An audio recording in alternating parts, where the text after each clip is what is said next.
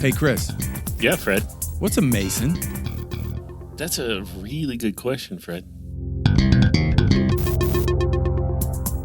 You've reached the internet's home for all things Masonry. Join Chris and I as we plumb the depths of our ancient craft. From the common gavel to the trowel, nothing is off the table. So grab your tools and let's get to work. This is On the Level. Well, Brother Chris, how you doing, man? We are back. Yeah. How's that for energy? Yeah, we're back. Great to be back here recording in our studio. All right, this is not our studio. It is. It is our studio. It's It is. We've been kicked out of our original studio. Yes, never trust yourself. Never trust the landlord. Yes. This Anyway, works pretty well. I like this setup. I'm right across from you. Yep. We have the camera. I don't mind it. I don't mind it. It's kind of nice. It's a hot mess going on right here, but we look really professional. So. Oh, yes. And sounds so professional. Right. Oh, yeah. Right. The only reason we sound professional is because of the doohickey that does the thing that works all that stuff that we pay for. So, well, yeah. I would hope you'd say more technical things since I rely on you That's for all about that as stuff. technical as I'm going to get, brother. It's the magic box that makes the sound come out. The sound comes out, and it comes out good. All right, enough of that. That was weird. Yeah, good morning. Yeah, Hello. Good morning. We are here in the morning time. That's correct. On a Saturday morning, beautiful Saturday morning here in beautiful Florida. Yes. We have a topic that we were just a little bit hesitant to get into. But you know what? Another podcast would definitely not do this topic, but I think this is one of those lines in the sand that we probably drew for ourselves in the beginning. I agree. You know what? Nothing's off the table for us. Not for us. That's Nothing. right. We're going to blaze through whatever comes our way, and I know that's what the people who listen to us have come to expect from us. This is an open conversation about Freemasonry as we encounter it in our lives, and hopefully as you encounter it in your lives. So that's actually a great explanation, I think, for the podcast is that we're really active Masons, right? And we experience a lot, and we assume other people must be having same experiences we are. And we're finding that to be true. Thank you for your emails. Here we are, just talking about we're turning something that happens into an hour to 4-part hour-long episodes because that's right. This is probably something that a lot of other people around the world also wish people would talk more about in some cases. Yeah, disclaimer up front, this is a hot topic, okay? This is a big one. They've read the title of this one by now, probably. I would assume so. And the title is Freemasonry and Racism. Mm-hmm. And there's a reason for us having this podcast come out as it did. Would you want to share a little bit about that, Chris? Sure. It's been we're in the South here in Florida. We are in the South. Florida is in the South. And, it's a part of our history here. And it's not just history. It's still being lived for certain people.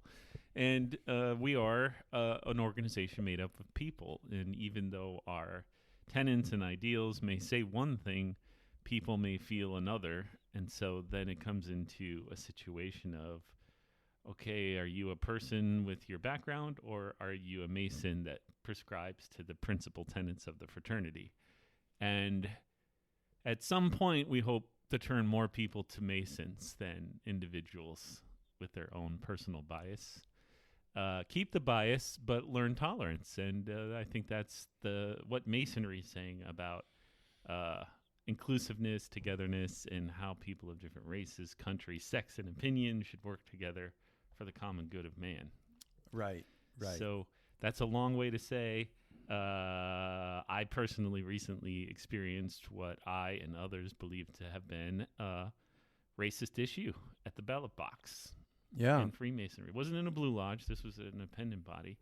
For those that are listening that aren't Masons and are curious how we feel about this subject, thank you for not tuning us out when we said what the topic was. But it is something that we don't tolerate in the fraternity, but we do have a system set up that makes the way that we ballot very protected and very personal. Maybe explain balloting a little bit. That's the way we vote. Sorry, I was going for a pennant body explanation. So The core of Freemasonry is the Blue Lodge, where you receive your 3 degrees. Once you receive your 3rd degree, you become a Master Mason, and then appendant bodies open up that you can join, like the York Rite and the Scottish Rite and the Grotto and the Shrine, and you've probably heard of at least one of those. And then when you join an appendant body as a Mason, you still have to go through an initiation process of some kind. It's usually not as intense as when you join a lodge, Right. but there is still a process where you're vetted and balloted on by the members of that body that you're trying to join. And balloting, the second issue we wanted to clarify, is when you vote your conscience, and it is a completely private situation where you cast a white ball or a black ball, and no one can see which one you drop in the hole. A white ball is a good vote, saying, yes, I agree, and a black ball is a no vote, meaning I say nay. And in Freemasonry and in the appendant bodies, I think generally it needs, in order for a new person to be added, it has to be all clear, all white. Right. You can't have a single black ball, which puts a lot of responsibility on an individual and a lot of freedom on an individual of how they're going to vote, because the fraternity actually does not allow us to talk about how we vote on petitioners Right. or new members. Yeah, it is a truly secret ballot. So how do you determine if somebody is perhaps going against their obligation as a Mason and letting their personal bias against a person or their race or their, country of origin play into how they ballot on that person coming into their appendant body or in the Blue Lodge? How can you stop that would be the question. What can you do about that? Or should you do anything about that? There's a lot of gray area around this topic in Freemasonry. And one of the reasons I came to Freemasonry is because of the fellowship and the brotherhood. But once I got in and I started to learn the tenets and Right. the values and the principles and everything that they say Freemasonry stands for, that's when I think they got me. I was in. I was like, wait, this is everything I had learned in Star Trek as a kid is here in Freemasonry. We're supposed to help each other, be a little selfless, work towards the common good of mankind. These are all ideas I grew up with. So, when I went through the degrees, I was repeatedly told that we're equal, we're the same, On doesn't the level. matter. On the level. Right, We're we're on the on level. the level.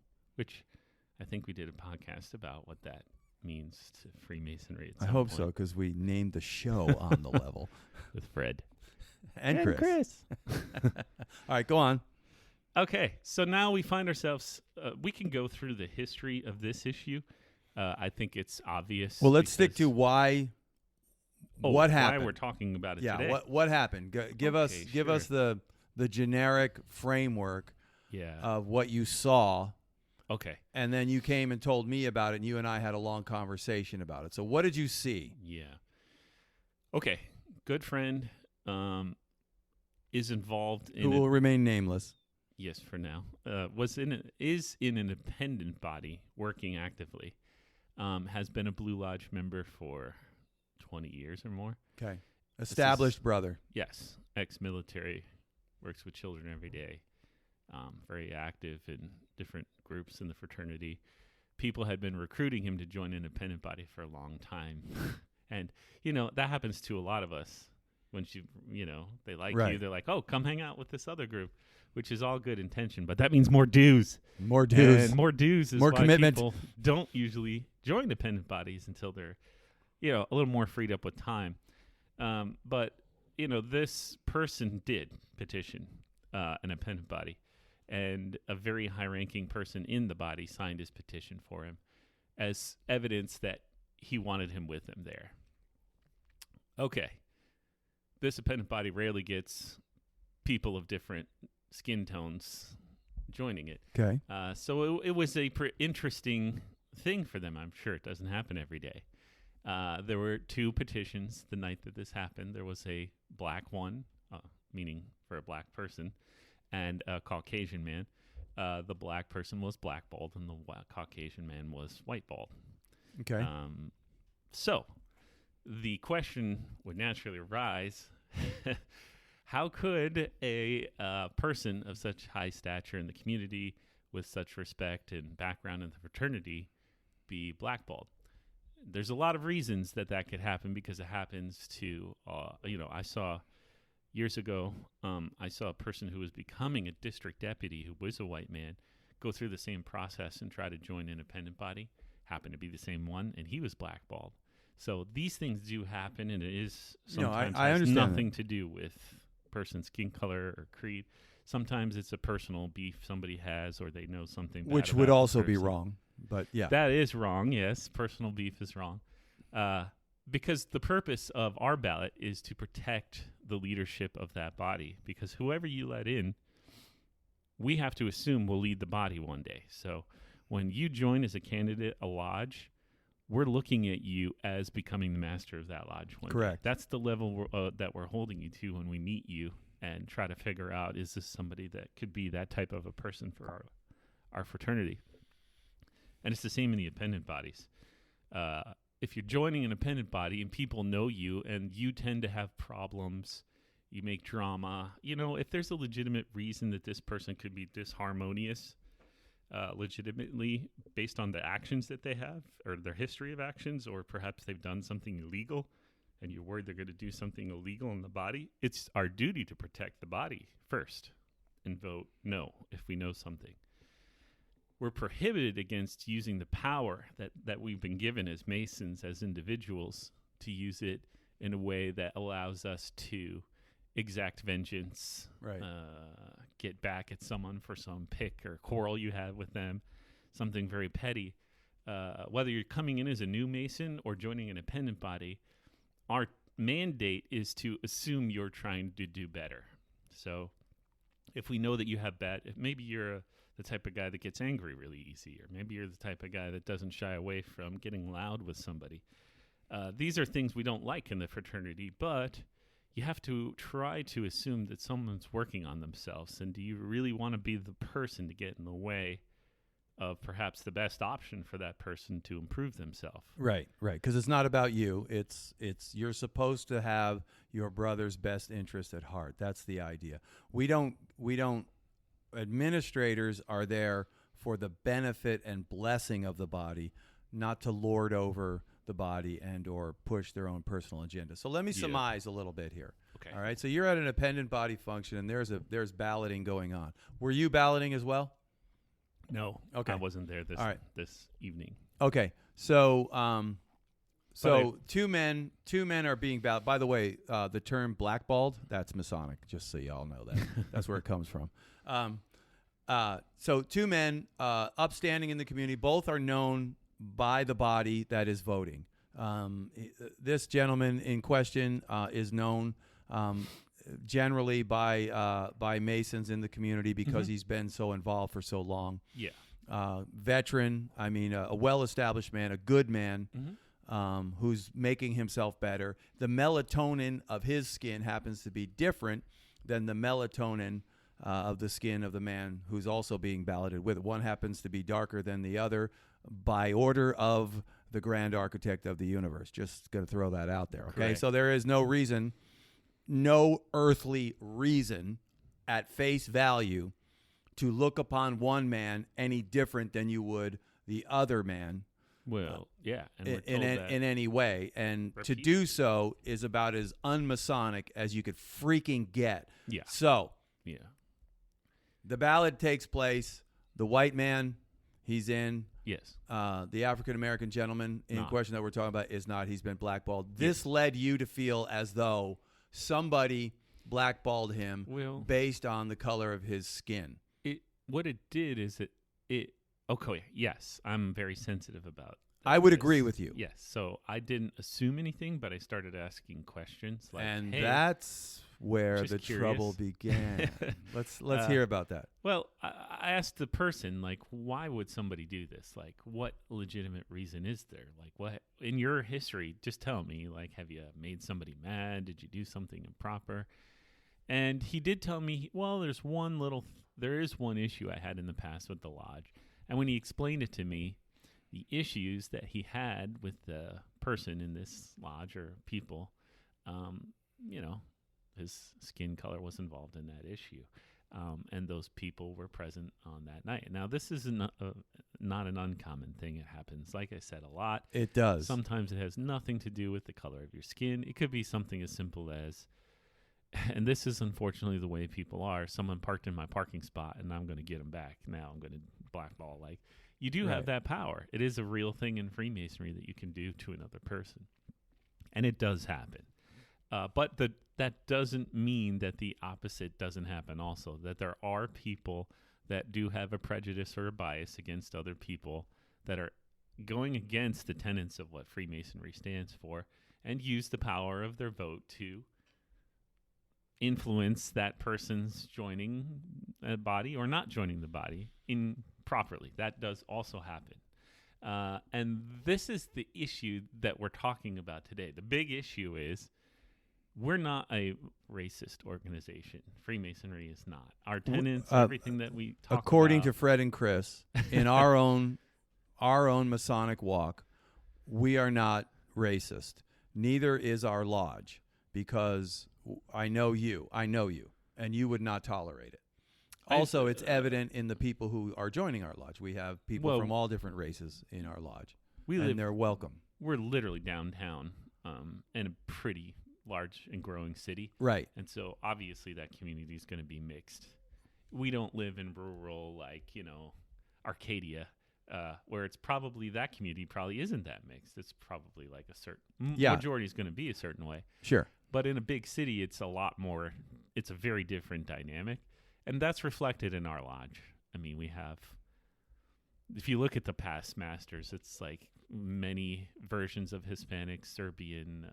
We have a very mixed crowd. Which I'm all in favor. I'm in favor of. Jewish, everything is there. It's all represented. And one of the things I loved about our lodge is we went and there was a large guy, bigger than me, and older than me, and strong, man. He's from Haiti. And he converted to Judaism, so he wore his yarmulke. So that's awesome. awesome. Big, beefy security African-American guy wore his yarmulke to lodge. And I'm like, wow, I never seen this before. This is crazy. What a mixture we have here. So, yeah, I mean, our lodge is like that, and they would expect it to not stand in our lodge. Even if it wasn't the case, even the chance that it could have been the case probably wouldn't be tolerated in our lodge. Right. So let's be honest. So, They would okay. be up in arms if it happened. Sure. However, Masonry does have a racist past. I'm sorry. There's no other way to. There is our entire country, and exactly, so, of course. And I like that better. Our entire country went through just some terrible racism and slavery, which is the worst.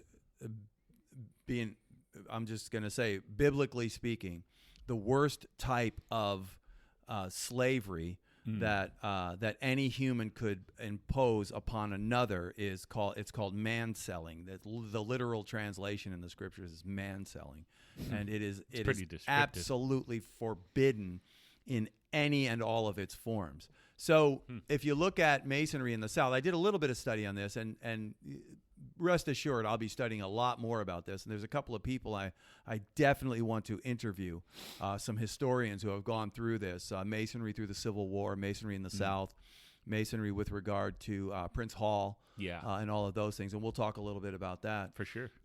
But it's interesting to what's interesting to me is that Masonry still remains. Masonry is here today. It's 2023. Masonry has been here since the founding of this country and prior to the founding of this country. It has gone through the days of active slavery in this country, ownership, slave ownership, plantation ownership, and then the abolitionist movement. It remained the Civil War. It remains through reunification, and or if you want to call it that, I don't know if it was actually reunification because the man who was supposed to lead reunification was assassinated.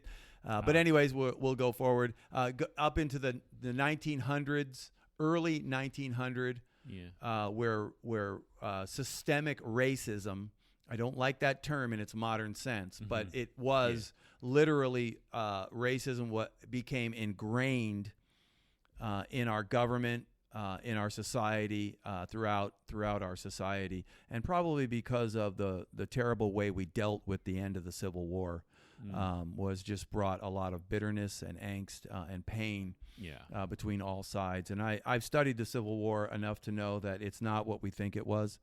There's so much misinformation out there. We really don't understand what the Civil War was really about, but we'll talk about that on another day. But here's the thing. I have some friends in a lodge nearby that call it the War of Northern Aggression. The War of Northern Aggression. Yeah. Lincoln's War of Northern Aggression. Northern Aggression. Right. Yeah. Well, they did, enter Virginia and burn down a bunch of churches without, any prior warning. That was kind of a bad move, guys. Dark anyway, times. Very dark times. I'm not necessarily on one side or the other of the Civil War debate, only because I dug into it deep enough to know that most people don't realize actually what it was. But it was a shit show. Pardon my French. Yeah. That's what it was. Yeah. It was another politically motivated, opportunistic grifters everywhere on both sides. It was just an absolute mess, like all of our entanglements generally are. Back to Masonry today remains. In 2023, we remain. And I'm looking at Prince Hall in Florida and Masonry in Florida, and I'm seeing that they are still separated. Yes, that's true. So and Mike, we had a question. We were at a Scottish Rite luncheon yesterday, and we started having a conversation about that. And what pissed me off, and I'll say that is the fact that technically, Blue Lodge is directed by Grand Lodge of Florida to consider Prince Hall clandestine. Yes, that is correct. And that, to me, and who am I? I'm just some knucklehead on a podcast. But I'm Fred on a podcast, and I'm just a new Mason. But to me, that is unacceptable. Now, understand this: you might be listening if you're a member of a Prince Hall Lodge. And you're listening to this saying, I don't care what you think. We have a lodge. We're happy. Right. We don't need you. Yeah. My comment to you is, I agree. I totally agree with that. And I totally get that.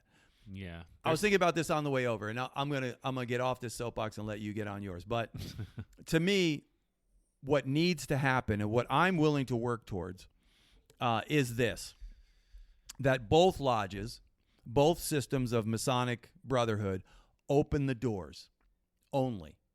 Mm-hmm. No mandates for what we have to do this. Nobody's got to do nothing. Just let us see each other. But open the damn doors. You're Masons. We're grown men and we're Masons. Open the frickin' doors and then let grown men make decisions about what they want to do. Do you want to go visit a Prince Hall Lodge? Well, you can. You don't have to. Do you want to go visit a Blue Lodge? Well, you can. You don't have to. Yeah. And be done with this. Yeah. Well, that's the ideal. That would be ideal. Let's talk about some of the issues that we've had and are experiencing in that. So a clandestine Mason is a Mason or body that is doing Masonry but isn't recognized by the Grand Lodge in the jurisdiction that it operates in. Correct. So what Fred's saying is there's a Grand Lodge of Prince Hall Masons that operate in Florida. In fact, there are several Grand Lodges of Prince Hall Grand Lodges that operate in Florida, and they are not recognized by the Grand Lodge of Florida that we operate our charters under. Therefore, Correct. We can't have Masonic communication with those brothers, meaning we can't go to their meetings or degrees or their social events, and they can't come to ours. We can be friends with them. We can work together. We can have a life, but Masonic communication is not allowed if you're clandestine. And so, the challenges they've had, first of all, were just the idea of racial segregation in the beginning. That was the first hurdle. That's what that stems from. That's where that's coming from, and that's why it remains today, because nobody's really done anything about it yet. Not that they're not doing anything about it. I know Grand Lodge is working on it. Yeah, I know they're not sitting around trying to ignore it. They've gotten much more aggressive in recent years in trying to figure this out. The second issue, once you get over the first one, which is, okay, we don't hate each other on the basis of our skin color anymore. How do we work this out? then they start looking at who's at the body that we have to deal with to make this work. Because in the state of Florida, Prince Hall has divided into several different segments. There are different Grand Lodges. So I'm not speaking with information that I'm reading from that has the facts. I'm telling you information I've been told. So giving you the best information I've got. Don't take it as truth. Do the research yourself. But what I've been told is there's many Grand Lodges, and we've struggled to determine which one is the one we have to deal with to try to start working towards working together. Apparently, in the last, I think 2018, they officially started this. They selected one. We've been talking with one. At the last Grand Lodge session, Prince Hall was invited to our Grand Lodge session by our Grand Lodge officers. They had visited their Grand Lodge, and honorary memberships have been passed back and forth between the Grand Masters. This makes me happy. So this is where it has to start. They have to figure out, okay, who's who's making decisions, what does it look like? And that's, I think, kind of where they're at in the process right now. And this is where other jurisdictions or states are way ahead of us because they've already done all this. There's only 5, I think, left in the South that are still struggling with this. Right. And again, because it took the South longer to get over that first hurdle, which is we're not going to be systemically racist anymore in our jurisdictions. Yeah. Okay. There are people that have biases that live in those jurisdictions, but it won't be the policy of the state anymore. So got past that, but we're still dealing with the byproduct, which is there are people that have those biases still that are enacting their will within the organization, causing that to be a living problem still. And the reason that systemic isn't a word we want to use because the system of Freemasonry doesn't support racism, but the system of Freemasonry is still supporting racism. So it's a difficult topic to talk about. Well, I think that it's because if we do nothing, it's going to stay this way.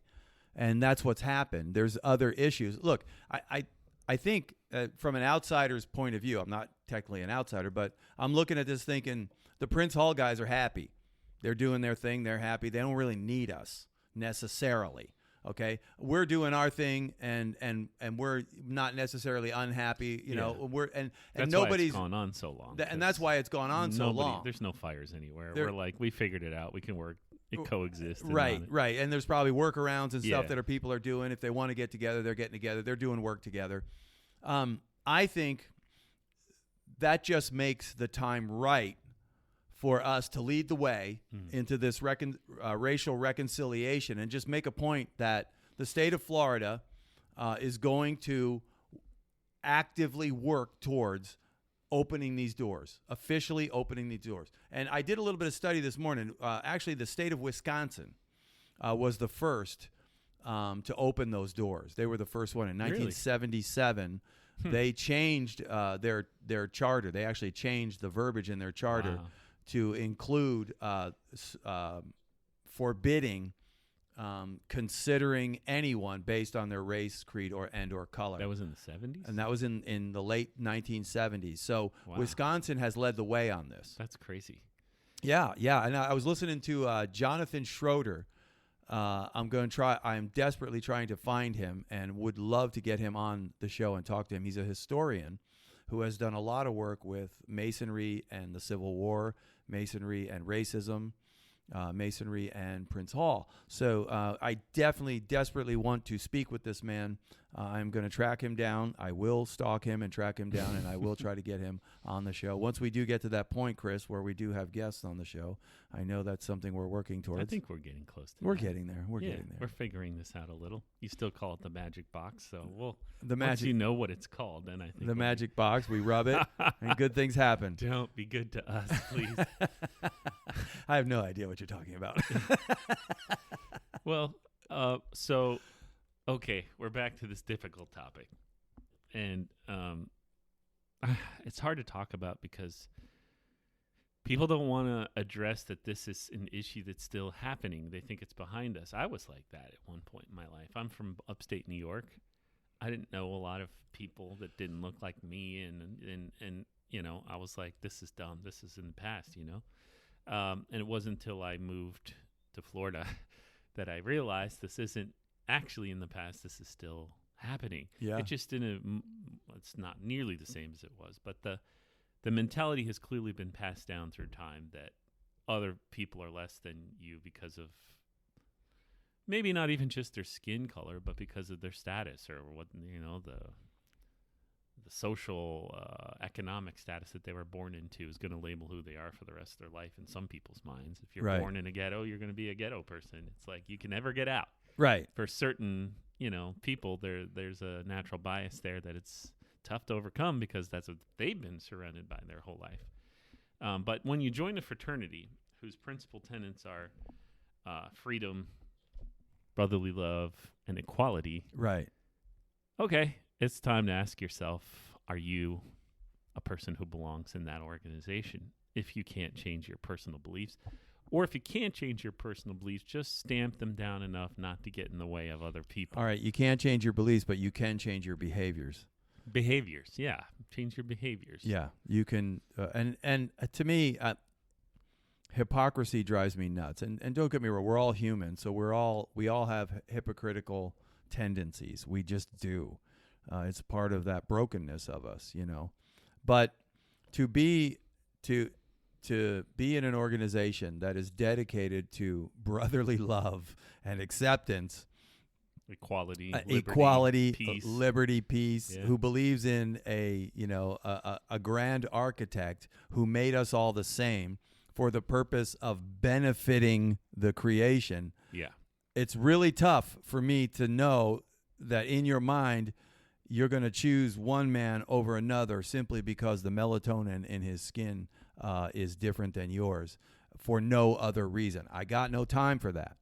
I got no patience for that. I got to be honest with you, man. It's just like I'm not one to go root them out. I don't think that's the way we do that here. But I don't understand you is what I guess I'm saying. If you're listening to this podcast, and I hope you are, and you have that in your heart, it is my sincerest prayer and hope, brother, that you will begin to reevaluate this hypocrisy of yours, because that's what it is. It's hypocrisy. Either give up the lodge or give up this nonsense that you've got going on in your own heart, because I can tell you where I come from. I have known all race, creeds, and colors, and here's my insight to anybody who wants to know from a guy who's been on both sides of the railroad tracks. I can tell you this. You don't have to be white, black, Hispanic, green, red to be an asshole, okay? Because you can be any race at all, and you can be a complete jerk. I have seen it. Mm-hmm. It is not subject to one race, creed, or color. Right. Every human being can be a total ass. It's totally true. Oh, yeah. Well, we all are. It's part of the human condition. That's right. And I can love and care for and reach out to any man, regardless of his color. And I've done so in my life. I've tried not to be, I was brought up in the government school systems of Southern California, where the race riots in the mid to late 80s were pretty prevalent. And race, the separation between African American kids and white kids was palpable. It was everywhere. And there were gang riots, and there was a murder. One of my friends was murdered, not necessarily a friend. One of my classmates was murdered while talking on a phone booth by a gang that stabbed him to death. Phone booth, that dates you right there. Yeah, right. Phone booth. That's a square. It's not a TARDIS, because TARDISes aren't real, but that's what a phone booth is. But anyways, kids today have no idea. And so racism was more like it was this ridiculous us versus them, and it was literally fostered by I'm sorry, I hate to say it, but by the government school system. It was they fostered it because they had African American counselors, and they had white counselors, and they had Hispanic counselors, and everybody had to go to their counselors and get their counseling.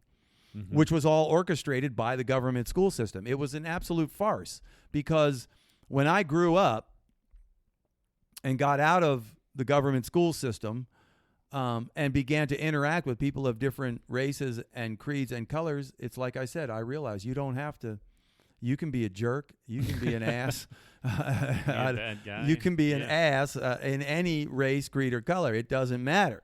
And of course, on the positive side, you can be a good man. Sure. From any race, creed, color. And I've experienced it in my life. I don't hold any of that. It's a waste of time.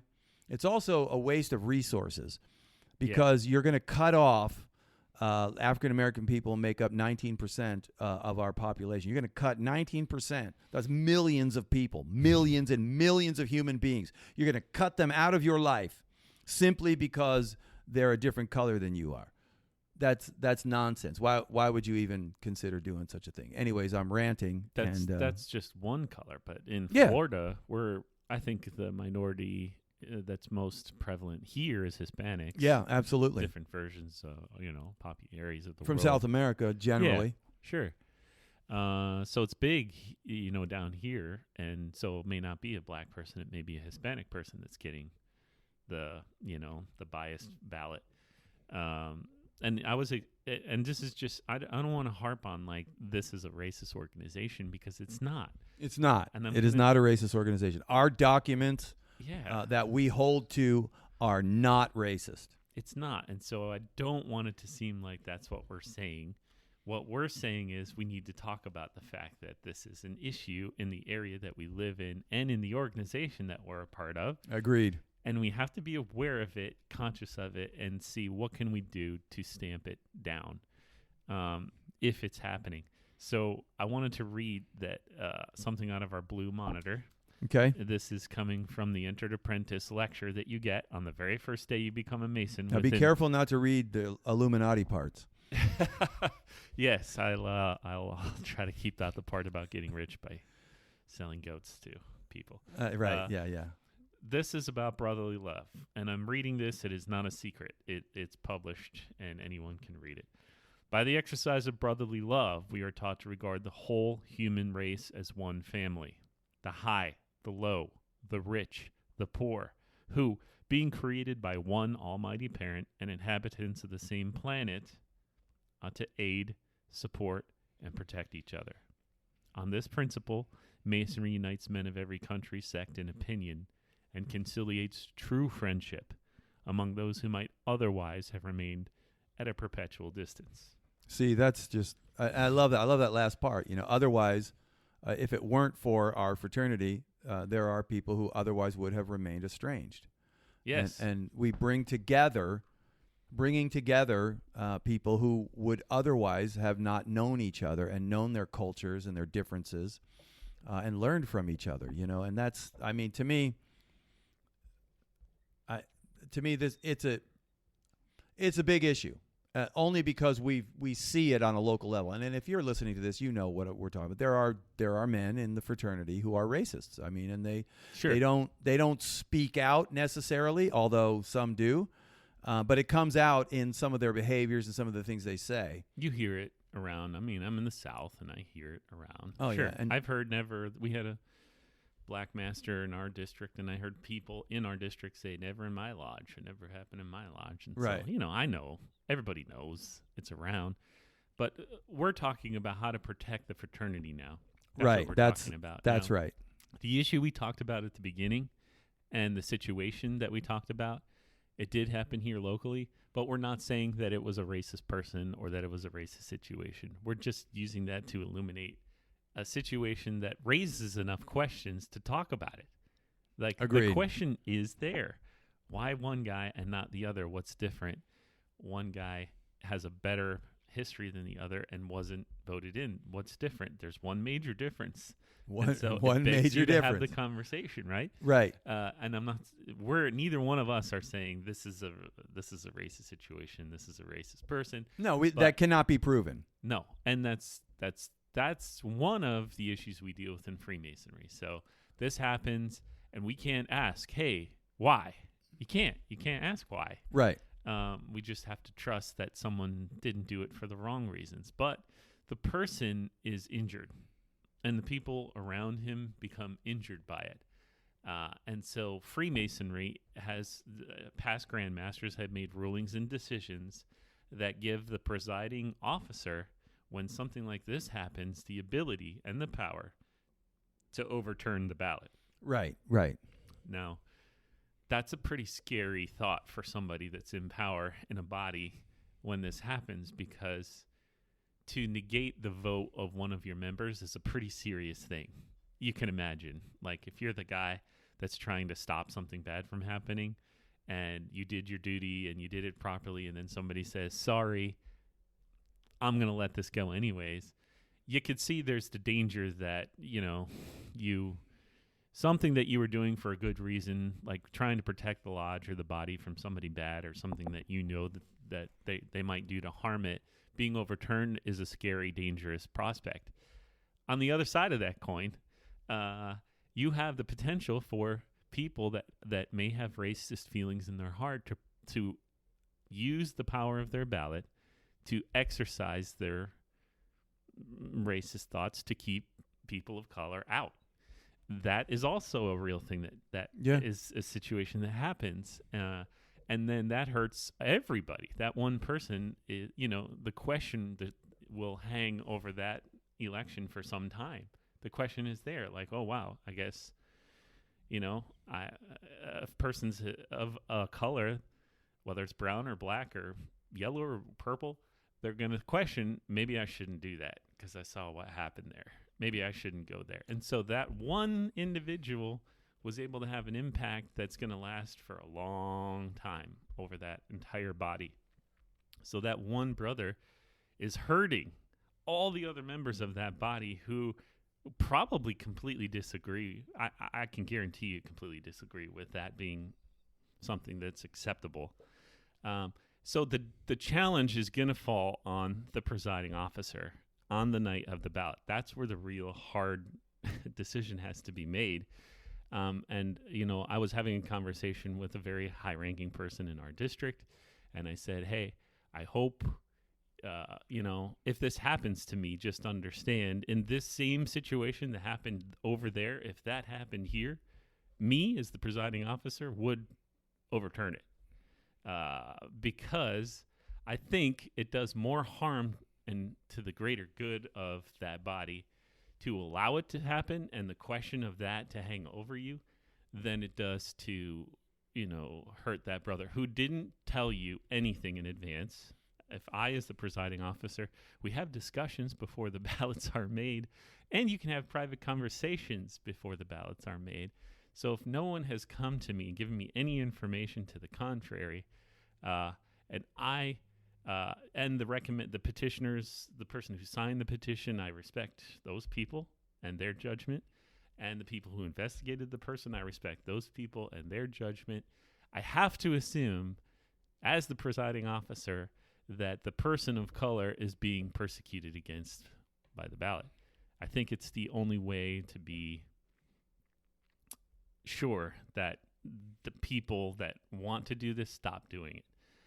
If they don't succeed at it, they'll stop doing it. And generally, even though it's a secret ballot, everybody knows. Sure, that's right. Everybody kind of knows usually how it's a small world that we live in here. Not everybody, but I think people generally kind of know who's doing what, even though we don't publicly talk about it. So, word gets around. And so Grand Lodge, in my mind, has recognized that this is something that happens, that this is a flaw potentially in the system of Freemasonry. And some grandmasters have ruled, hey, here's a mechanism that we can use to prevent this and fix this, and maybe over time it'll go away. And so the question is, are you, as the presiding officer on the night of a ballot, going to overturn that or not? And that's a question that only you can make. The particulars of your body that you're presiding over, the members, the person being, there's way too many variables to just flat out say, always overturn it, because you can't do that either, because maybe the person's known to be an issue. Even like you said, there's assholes of every group. Yeah, that's right. So maybe the person is an asshole. Maybe it's a bad decision. You can't just overturn every single time that it happens. It's a real dilemma. It's a dilemma in Freemasonry, and we're not going to change who we are and how we act as Masons, as far as our standards go, because that's when you get into trouble. That's a slippery slope that you get into. I mean, you start you start not adhering to the doctrines of your organization and fraternity, you will lose your fraternity over time. One of the reasons why Masonry remains exactly the same as it's been since George Washington went through it, and prior to him, is because of that very fact. We don't minimize and we don't change any of our standards because of political or social pressure. The truth of the matter is this, and this is what I was thinking of while you were talking there, is that the only way an issue like racism changes is by changing the hearts and minds of people. Mm-hmm. You have to change the hearts and minds, and that's of every race. It doesn't matter if you're white, black, brown, green, red, or blue. Unless we change hearts and minds, it's just going to remain the same. I believe that within the work and the working tools and the lectures and educational tools of Freemasonry is a pathway for changing hearts and minds towards true brotherly love and care. I mean, it's there. It's all there if you want it. If you're still in Freemasonry, I've said this before, and I'm saying it to you again. If you're in Freemasonry and you're still stuck in that rut, you're not looking at Masonry for what it is. You're not understanding what you're in. You're in a men's club in your own mind. You've probably joined a lodge and you have a bunch of other people around you that feel the same way, but it's not Masonic, man. It's not. Yeah. You're not the good man becoming a better man. You're not being perfected for use by the master in building that temple. Mm-hmm. Therefore, what are you and why are you here? And this is a theme that keeps popping up as we talk about these different subjects is if we don't police ourselves, we run the risk of losing ourselves. That's right. If we don't, it's hard to be a good person. It's hard to follow the tenets of Freemasonry all the time. It's really hard. It is. It's counterintuitive. It's not natural. Yeah, it's not natural. You against, can't do it without God's help. And your brothers. And it's tough. You know, in Freemasonry, we're supposed to whisper wise counsel in the ear of an erring brother. We have this digest of Masonic law. We have all these levels of bureaucracy between, you know, elected, appointed officers, masters, district deputies, grand people. There are layers of leadership that you can go through to try to resolve your issues. And what I've experienced is if you start doing that, people try to shut you down pretty quick. Right. I've seen it, and I've been part of it. I've overheard it. I've had friends involved. And the first time you say, I think something really bad's happened here, we might need to, I've already talked to the person, they don't care, or they told me to go pound sand. The next step is supposed to be, let's have this looked at. Let's, investigate this. But everyone will tell you, don't do that. Please don't do that. Right. You're going to be the bad guy. The whole lodge is going to look like the bad guy. Right. Let's make it go away. Keep it quiet. That is how you change your organization. People are afraid of change. Well, it's being changed for the worse all the time. That's Every right. time that you Inaction don't deal with is a the choice. issue, it's being changed for the worse. Yeah, that's right. Because it's real clear on who we're supposed to be. It's right. real clear on what our ideals are and our principles. But if we don't hold ourselves accountable to that, we won't be that. We'll be something else. Something not what we say we are. Yeah. Well, we'll be hypocrites. Yeah, hypocrites. Which is one of the worst things to be. I can't stand that. Like I said earlier, we're all hypocrites at some level or at some time. It's part of our brokenness. It happens. We judge people for the very same things that we do. It happens all the time, especially when you're behind the wheel. Yeah, I was just thinking that, driving. You're yelling at the guy for texting and driving, not realizing that 2.5 hours ago you were doing the same exact thing to the guy behind you. Yeah, you're so right. And that's hypocrisy, and it's a human condition. But as Masons within the Mason Lodge and the Mason government, we need to do better. And if there are people in the line or in the lodge who are blatantly working against other people simply because of the color of their skin, well, then it's my hope that we begin a conversation and a culture that would change that. Look, racial reconciliation is being tried by the world, and they're failing at it miserably right now. I mean, it's driving a wedge further and further between the races. And I can't help but think that it might be, to their advantage. But that's Fred the conspiracy theorist. But why shouldn't Masonry lead the way? Why shouldn't we lead the way? Fine. The world is trying to rid the world of racism by becoming racists. That's not going to work. Sorry, it just isn't going to work. All right. But why not within the walls and halls of Masonry? Why don't we lead the way societally and communally to bring together two large bodies of people? Okay, you're talking about thousands and thousands of men in the state of Florida who are Masons, some Prince Hall, some Blue Lodge or Grand Lodge Masons, let's call them. Why can't we open those doors up and just say, let's see what happens? And the answer is we can, and the answer is we are. They are working towards it. I am not saying, I've said it before, I'm going to say it again. The Grand Lodge of Florida is working towards that end. And I'm not in opposition to what they're doing. I think they're doing a good job.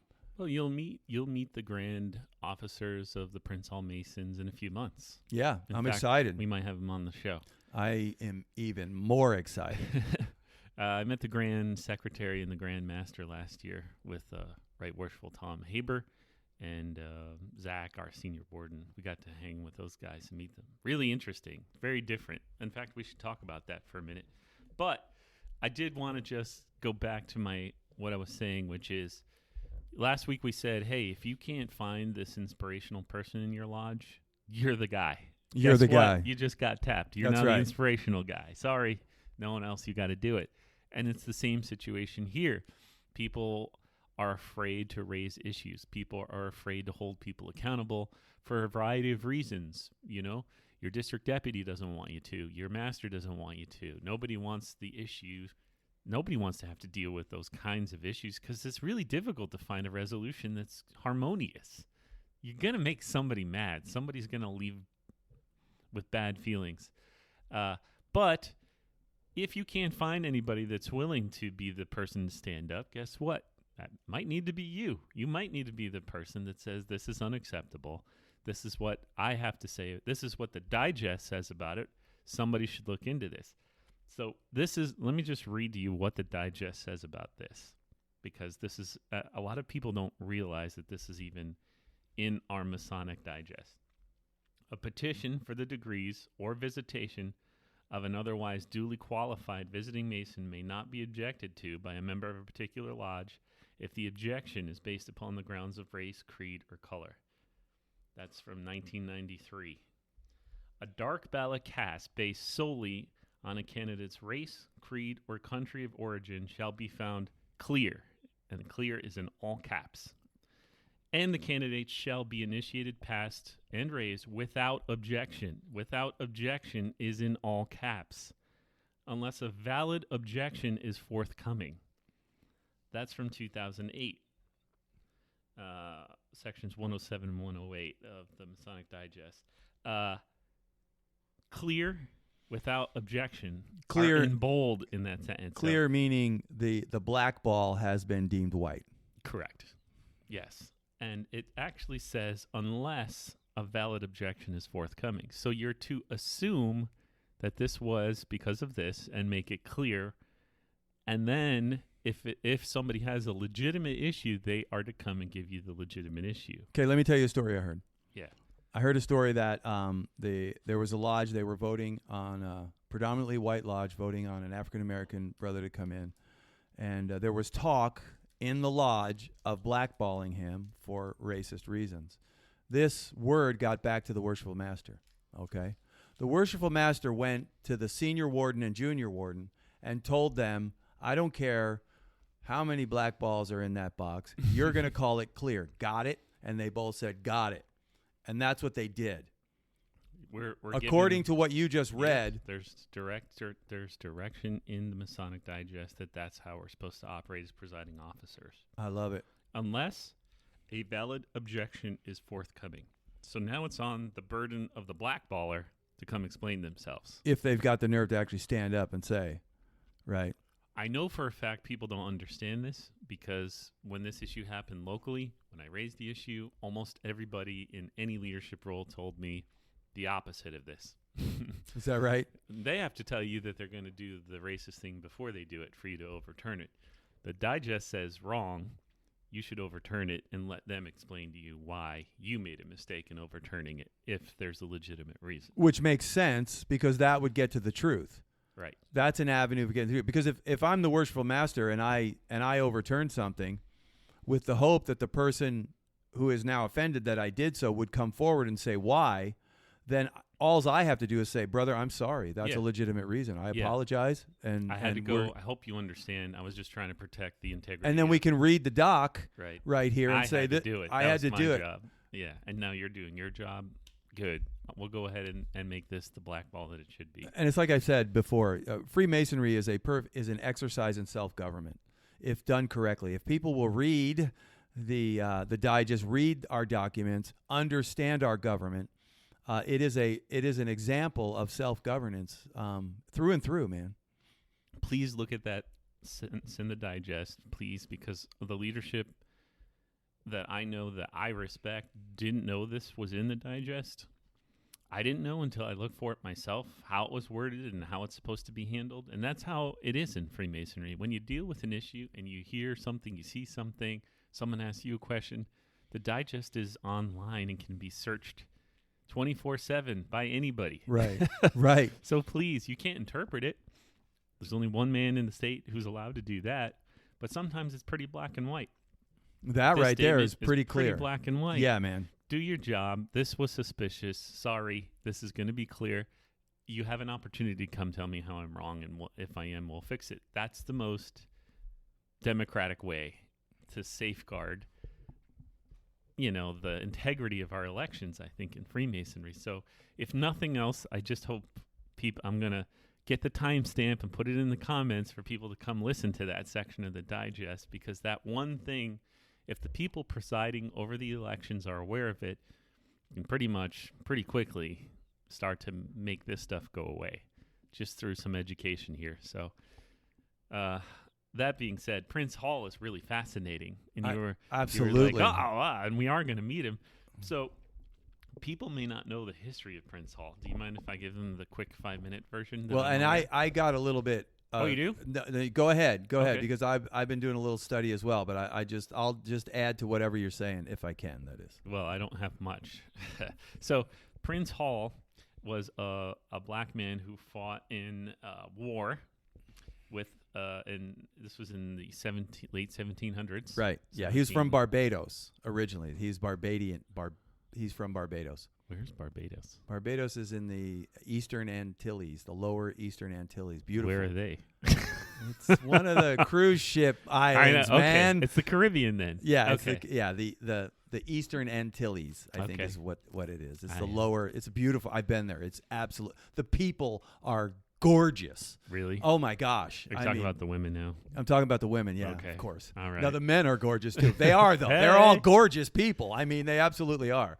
And I'm sure the country's beautiful. It's beautiful, yeah. I've always said that if I ever disappear, you'll know where to find me. I'll be on the beach in Barbados. In the lower Antilles? Yeah, man. Drinking rum punch, man. Where was I? I don't know. Prince Hall. Yes. Prince Hall. Late 1700s, in wartime, many blacks fought in the war. Correct. And for the British. For the British. Correct. Okay. In wartime, they had war lodges because Masonry was such a huge thing at the military time. Lodge. Military lodge. I said war lodges. No, war lodge. Military lodges. And military lodges were actually making masons of the people that were there, and they would all, have their meetings together. And you could imagine that would be a pretty useful thing in a, group of men that are out there together fighting a war together, to be able to sit and talk about intellectual things instead of just the crap they were probably dealing with on a daily basis and the death. So, apparently, Prince Hall was initiated in the American Revolutionary War. Correct. And black men weren't allowed to be initiated into lodges. Because they were not free-born. Right. It's an issue. And so apparently through the Grand Lodge of Ireland in 1775, he was initiated in Military Lodge, the 38th Foot, renamed the 1st Staffordshire Regiment in 1782. And I think they were based out of Boston. Yeah, Massachusetts. That's right. And so he was a Mason. And when the war was over, he went back to his life up north and wanted to make more Masons. And so he petitioned the Grand Lodge of England because now he's a Mason already. Right. And the Grand Lodge apparently authorized the creation of a Black Lodge. And Prince Hall was the master of that lodge. And so they were allowed to create a lodge under the jurisdiction of the Grand Lodge of England and make new Masons, and everything was going well. It wasn't until they had enough membership that they wanted to charter a second lodge that it became a problem. So they were granted a charter to create a lodge. They were regular Masons with Freemasonry. They were everything was great, but the Grand Lodge of England refused to allow them to charter new lodges. And apparently they chartered new lodges anyways. And the second that happened, they became clandestine, which means they're no longer recognized by the Grand Lodge of England as being part of the greater fraternal organization, and they were shunned at that point. And that continued for 100 years, more than 100 years maybe. And of course, now I'm not one that likes to go back in history and judge people in the past by the Right. The cultural norms of today. Right. And I think that's It's a big kind of mistake. huge mistake. If you were born and lived at that time, you'd be the same. I hate to tell you, you wouldn't have been magically having these thoughts in your head. You'd have been raised and taught that this is normal. And so I don't, judge these people for what they did in the past, because it was what it was then. But we have changed, we've progressed through time, and today it is what it is today, and it's very different. And so in our recent past, since, the late 70s, 80s, 90s, we started to re-recognize each other. As culture changed and we reintegrated as a society, Freemasonry wanted to reintegrate as well. And so most of the jurisdictions in the United States have recognized Prince Hall and do work together. There are like 5 states in the South that still haven't. Right. And we're one of them. We're one of them. So Georgia, South Carolina. Yep. Louisiana, maybe. Louisiana.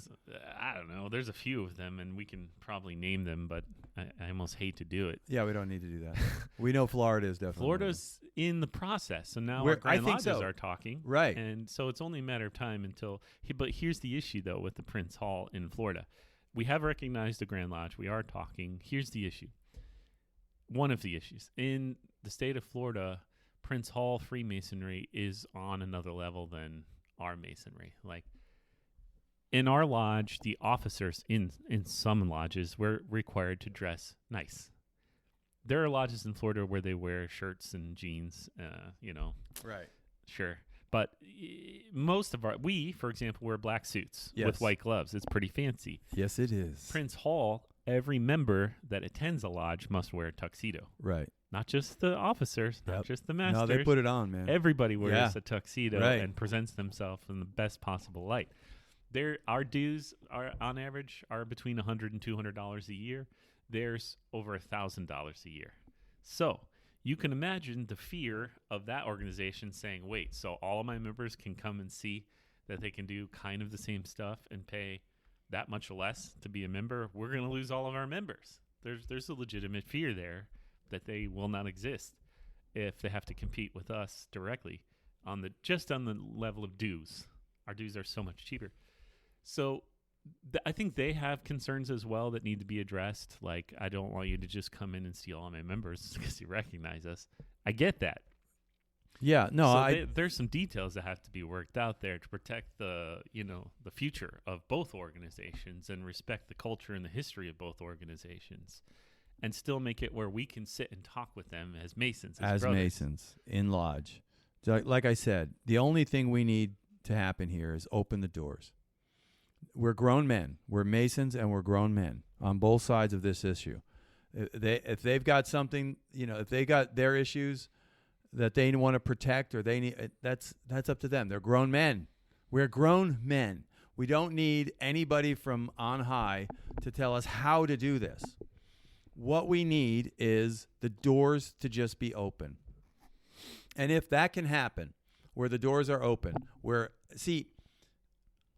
I can't go to a Prince Hall Lodge and sit in meeting. No. Because my order won't let me. Correct. See, it's not on them. I don't know how they would receive me. I don't know what their doctrinal stance is on it. But I can't go in there because of my obligation. So that's what I'm saying. That's opening the door. If that door can be just opened, and then that's it. That's all that has to happen. Organically, it will begin to happen. Look, if Prince Hall is afraid of losing membership because their dues are so high, they're going to have to deal with that. Their dues are probably so high because they don't have enough members to keep the thing alive. That's probably why. Sure. If they open it up, they probably will have more members, and the dues can start to come down. And that's just an organic thing. But let peace and love and harmony reign, man. Let it just happen organically within the two fraternities, and see where it leads, because that's the right thing to do. Couldn't agree with you more. I know, right? Couldn't agree with you more. All I want is world peace. I think that we're gonna get some version of that in the near future. I agree. And I'm excited to hear it, to see where it's going to go. Like I said, why can't Masonry lead the way here? When it does, you and I will be walking over to the lodge, which is a few streets away from us, the Prince Hall Lodge, introducing ourselves to their leadership and doing some joint work with them. We're going to do that. We're just waiting for our Grand Lodge to tell us it's okay to do that. I'm down with that, So man. if you're listening and you're in the Grand Line, please help us. We want to work together with our brothers. And we'll support you and them in any way we can, just like we do with everyone and everything else in Freemasonry. If there's a hurricane, it doesn't matter. That's we're right. there. We're there. We're going to build your roof back up. We're going to help you. That's the point. And it'd sure be good to work with some more brothers locally that are Freemasons and understand. And it's hard work to bring guys in and get them educated about the system of Freemasonry and see if they have time in their lives. Those guys already are all vetted, already know everything, and clearly had time in their life. We could just become stronger together in doing good in our communities. And that's what Freemasonry's all about. And what a great example we could be to the greater communities of this nation that is so fragmented. We are so broken on racial lines. It's absolutely horrible, But it does seem to be getting, with politics and race, it all seems to be getting worse than it used to be. It's weird. There's it's the us versus them. Yeah. As long as the people of the United States are pointing fingers at each other, nobody's going to take the time to point at the leadership who are the problem and say we need to affect change there. That's where the change is. As long as they can keep you and I fighting, left versus right, black versus white, Hispanic versus whatever. And they're free to do whatever they then want. Then they right? just keep grifting and grifting and grifting until it's all over. And that's why I say, why shouldn't Freemasonry lead the way on this issue? We should be. We should be at the forefront of it. We have the manpower. We have the mandate to do it. We must, because it's who we are. It's who we are, man. We must do it. And I think that's a really good spot to end this particular podcast. Freemasonry and racism. But we started with Freemasonry and racism, and we ended with Freemasonry and the hope of brotherly love, harmony, and change. So I don't know. I think it was a pretty good podcast. Good job. Good job, brother. And but it's true. We're here talking about a difficult subject that no one generally wants to talk about. Yeah, that's right. It didn't have to be a pointing finger, you're bad, I'm good kind of a situation. No. It's like, here's the issues on both sides. How do we fix this? Digest has a way to fix it. how about we just follow the digest? That's right. And by changing hearts and minds. Changing hearts and minds. That's the only way anything changes. You don't change it by law. Law doesn't change anything. People. It's grace. It's mercy. It's kindness and truth. That's what changes people.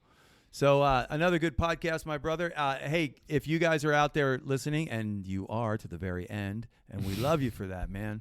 Thank you. Again, gratitude for all of the emails and responses. We are literally getting responses from around the world.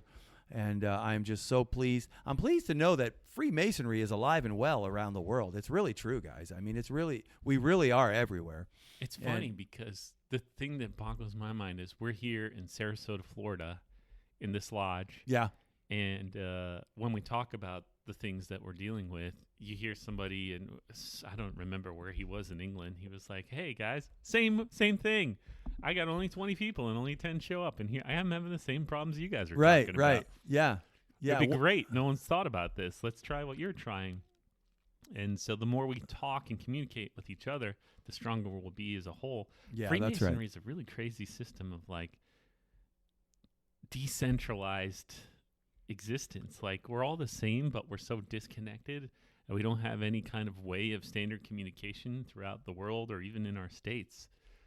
So this new medium is a really interesting prospect that's never existed before in Freemasonry. I I agree. Share ideas. Yeah, we that's can like take notes and checks and know that worked for you. That's a problem. Interesting. This is how we can coordinate our efforts globally now through technology. It just blows my mind. It blows my mind. We clearly, and let us just reiterate to everyone listening, Fred and Chris do not know what they're doing. So we just want to make sure you understand that. True. But if you do want to send us emails, I'm Fred at onthelewilwithfredandchris.com, and you are? I'm Chris at onthelewilwithfredandchris.com. We would ask you to leave us, if you're listening to us on Apple Podcasts, please take a minute to give us a 5-star rating and say something nice about us, and or challenge us with questions and or whatever via email or any of the podcasts. But that 5-star rating does a lot of good for the podcast. If you want to support us, that's one really great way to do so. We are also, you can leave us a comment on Google. Yeah, we have a Google business page. So if you just Google On the Level with Fred and Chris, you'll find our business page where we've got now 6 reviews. 6 positive in reviews. The last week. Crazy. Yeah, they're all positive. None of them are my mom.